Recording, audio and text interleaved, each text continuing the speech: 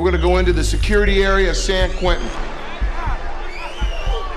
In the unlikely event that you're taken hostage while you're inside the prison, the state of California will not negotiate your release for an inmate's release. The silence was the first thing they noticed. No yelling, no chains, just rows of brick cells in a place they called the Walnut Street Jail. It was 1790, and for the first time in American history, punishment didn't come in the form of whips, stocks, or public humiliation. Instead, you sat alone in silence for days, then weeks, then years. This was the beginning of a bold experiment, using isolation as a way to fix the human soul. But what started as a moral reform soon became something much darker, because what no one realized back then was that this idea of locking people away to fix them would eventually give birth to a $100 billion machine. And to understand how we got from a single jailhouse in Philadelphia to a massive prison industrial complex with over 2 million Americans behind bars, we have to go back to where the idea really came from. Punishment before prisons, America's early days. In colonial America, punishment didn't involve time. It involved pain, shame, or even death.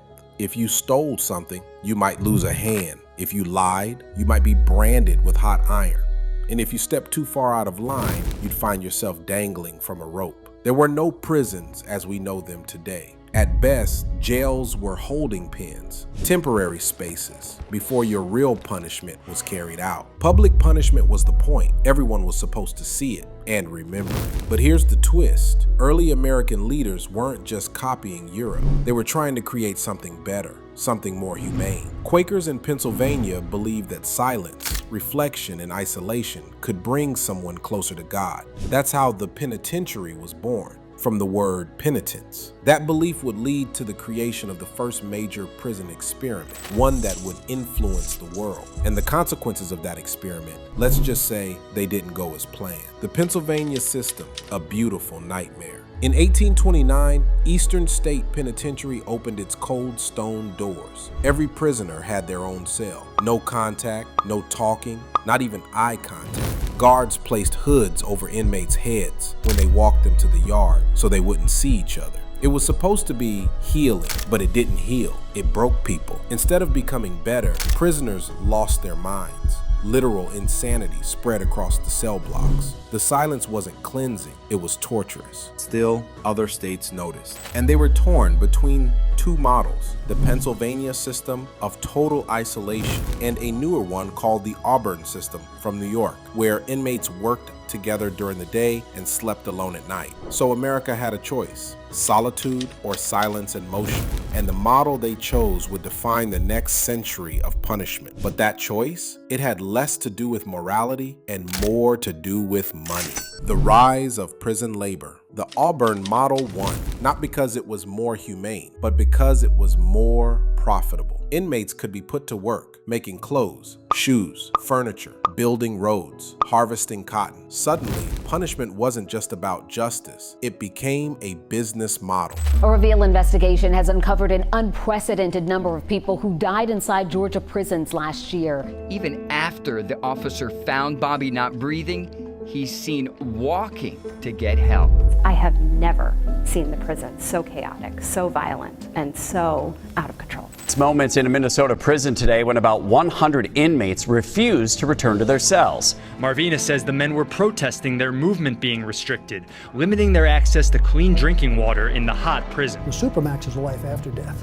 It adds punishment to the crime, in my opinion, far much worse than death. By the late 1800s, convict leasing exploded across the South. After the Civil War ended and slavery was abolished, Southern states found a loophole. The 13th Amendment outlawed slavery, except as punishment for a crime. So they criminalized black life. Vagrancy laws, loitering laws, pig laws, all designed to funnel freed black men into prisons where they could be leased to plantations, coal mines, and railroads. These men were technically free, But in reality, they were right back where they started. And as this system became more entrenched, it would lead to the birth of another prison model, one that still echoes in today's facilities. But before that model took hold, a new movement swept in, one that claimed to care about rehabilitation, but had other plans: the era of reform and control. In the early 1900s, prison reform became trendy. Progressives called for education, psychological treatment, and vocational training. The idea was to reform criminals, not just punish them. It all sounded noble, but underneath the surface, reform became a way to control and classify.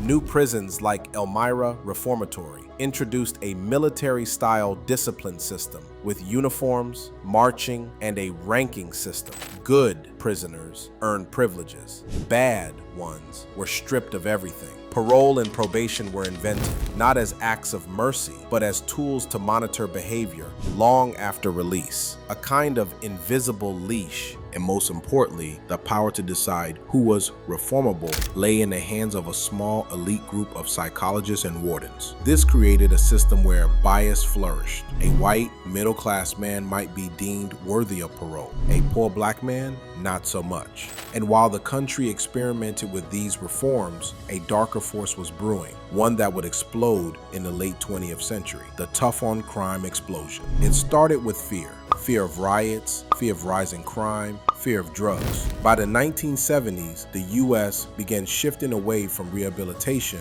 and back toward pure punishment. Politicians like Nixon and later Reagan pushed tough-on-crime agendas that poured money into prisons and cracked down on even minor offenses. The result? Mass incarceration, mandatory minimums, 3 strikes laws, and harsh sentencing guidelines filled prisons faster than they could be built. Between 1970 and 2000, the U.S. prison population ballooned by over 500%. Private prison corporations emerged, selling states on the idea that they could build and operate prisons more efficiently. But what they were really selling was profit. By the 2000s, incarceration wasn't just a punishment, it was an economy. Phone call surcharges, commissary markups, and prison labor contracts turned every inmate into a revenue stream. But even as the prison system boomed, cracks started to show. And the response? Not to scale back, but to digitize. Welcome to the digital prison age. Today, imprisonment isn't always behind walls. It can follow you home. Electronic